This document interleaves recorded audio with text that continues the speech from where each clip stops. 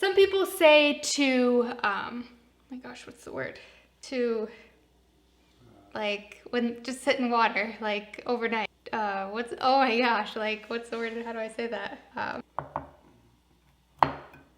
Soak. Soak is the word.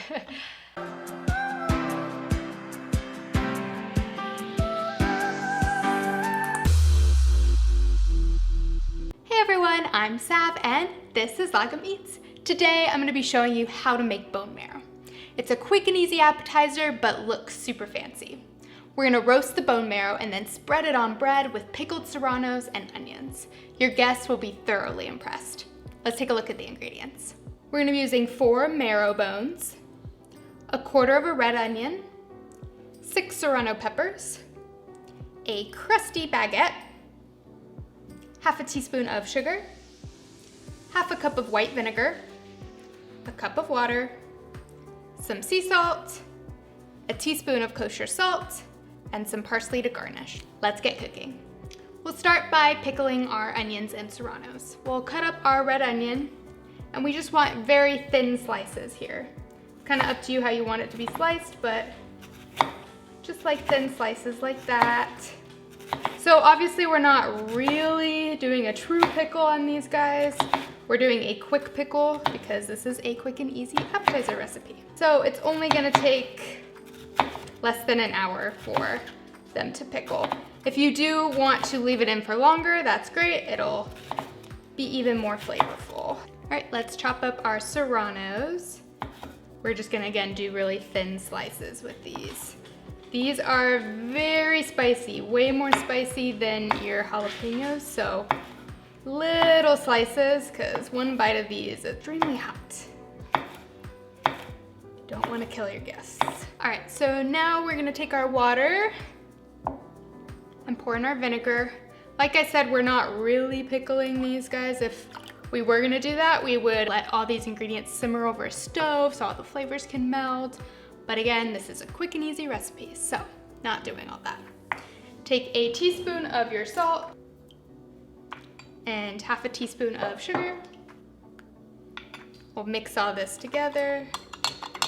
Just get all that salt and sugar dissolved. All right, we're gonna pour 1/2 of it into our onions and 1/2 into our serranos. Make sure they're all covered. Our onions, there's quite a bit more in there. We're just gonna top it off with water. Right now we're gonna set these aside, let them pickle while we make our roasted bone marrow. All right, so now we've got our oven preheating to 450 degrees. We're gonna take our bone marrow and see there's like some meat along the bone. We're gonna just shave all that off. Don't use a good knife with this, guys, because you're gonna be like hacking at these bones and it could ruin your knife. So just get off as much as possible. Doesn't have to be perfect, again, as I always say. Some people say that you need to let these soak for about 12 to 24 hours in some water to get all the blood and impurities out. But honestly, I've never really seen a difference with that, so I don't do that. But if you would like to, you are more than welcome to if you think about it beforehand. All right, so as you can see, we got most of like the fat and the extra meat off of this bone. It doesn't have to be perfect, again, just clean it up a little bit so it looks a little bit better. So now we're gonna put these on a baking tray. And then it doesn't need any oil. These are very fatty and oily. Just sprinkle some sea salt on top of them. Another side note, you can get these like split in half this way as well. And so actually it's easier to scoop out the marrow. I can just never find them at my store cut like that. They're always chopped like this. So either way, I think this looks really cool, but split in half the other way is easier to get the marrow out. All right, so we're gonna put these in the oven at 450 for about 15 to 25 minutes. While our bone marrow's in the oven, let's go ahead and cut up our bread.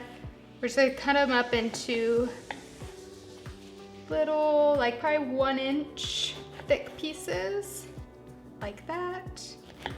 So 5 minutes before our bone marrow is done, we'll put these in the toaster oven to get them all toasty and crispy. The way that we know they're done is we take a skewer, put them in the center, and if it comes out hot, then they are done. All All right, so they are ready to be assembled. Normally I like to just keep them out in the bones for my guests because I think they look kind of fancy and cool. You can take out the bone marrow, let it cool a little bit, and then whip it until it's like the consistency of butter, and you could spread it on your toast that way. But this is the way I like to do it. Take one of your little crostinis, take a little spoon, and you're just gonna scoop out this bone marrow. Oh my gosh, look at that. This just like melts in your mouth like butter. Just spread it on that toast. Oh gosh. Looks so incredible. So now we'll take some of our pickled onions.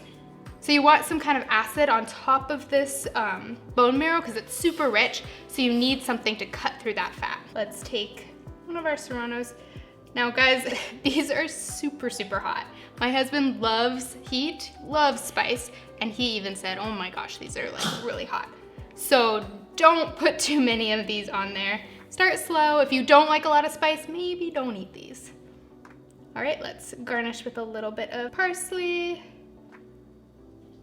And there's our beautiful bone marrow crostini. All right, let's taste this thing. Ready?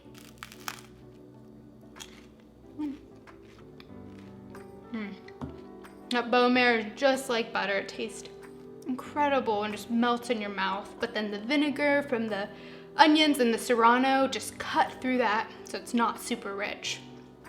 And then the little heat from the serrano is a really nice touch too. I hope you guys enjoyed my roasted bone marrow recipe. The full recipe can be found on my food blog at lagomeats.com. I've got new delicious dishes coming out every week, so hit a like and subscribe below. I'll see you next time. Hey-do!